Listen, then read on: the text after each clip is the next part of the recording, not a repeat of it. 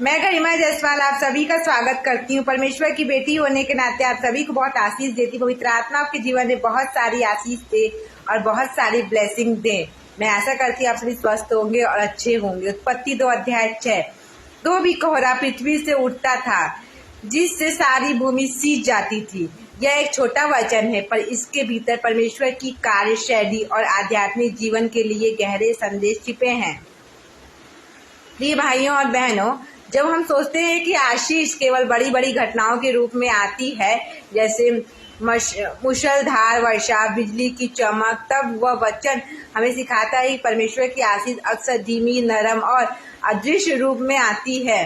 कोहरा मिस्ट कोई तेज हलचल नहीं करता, शोर नहीं करता, परंतु चुपचाप भूमि को भिगो देता है। यह एक ऐसी आध्यात्मिक सच्चाई का प्रतीक है जो हमें हर दिन छू सकता है। तो भी कोहरा पृथ्वी से उठता है।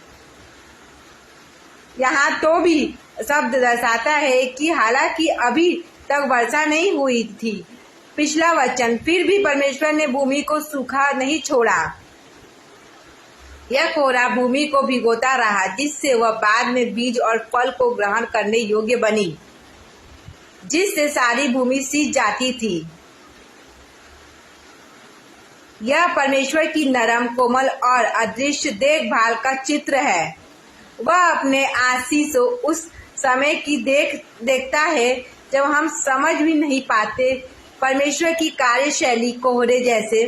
ईश्वर केवल बिजली की चमक से काम नहीं करता, वह कोहरे की नरमी से भी कार्य करता है। हमारी जिंदगी में बहुत बार जब लगता है कि कुछ नहीं हो रहा है, वह कोहरे की तरह काम कर रहा होता है। जो चीजें दिखाई नहीं देती हैं, वो भी परमेश्वर की योजना में अहम होती हैं। कोहरा परमेश्वर के प्रेम और प्रावधान का धीमा लेकिन लगातार काम करता है। आध्यात्मिक जीवन में कोहरा क्या सिखाता है? धैर्य का सबक। परमेश्वर का कार्य हमेशा तेज नहीं होता। कभी कभी वह धीरे धीरे हमारी आत्मा को सींचता है। अदृश्य देखभाल का भरोसा। जब आपको लगता है कि कुछ नहीं हो रहा है, तब भी परमेश्वर की कोहरे जैसे कृपा काम कर रही होती हैं। नरमी के बिना बीज नहीं उगते। भूमि तभी फल देती है जब वह पहले सींचती है। आध्यात्मिक फल भी तब आता है जब हमारी आत्मा को परमेश्वर नियमित रूप से भिगोता है। कोहरा बनाम वर्षा। वर्षा तेज, प्रबल और परंतु प्रभावशाली होती है।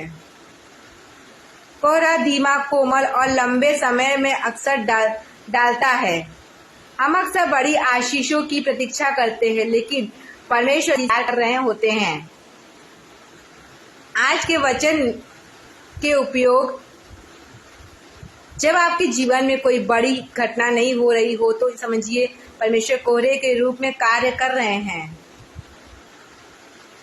आपकी आत्मा को भिगोने के लिए वह कभी कभी चुपचाप आते हैं, प्रार्थना के माध्यम से, वचन के माध्यम से, या एक छोटी सी प्रेरणा के द्वारा। भाइयों और बहनों, यह वचन हमें यह सिखाता है कि परमेश्वर केवल बड़ी आशीषों के परमेश्वर नहीं है, बल्कि छोटी छोटी सिंचाई के भी हैं। कोहरे कभी उपेक्षित ना करें, वह भी एक आशीष है।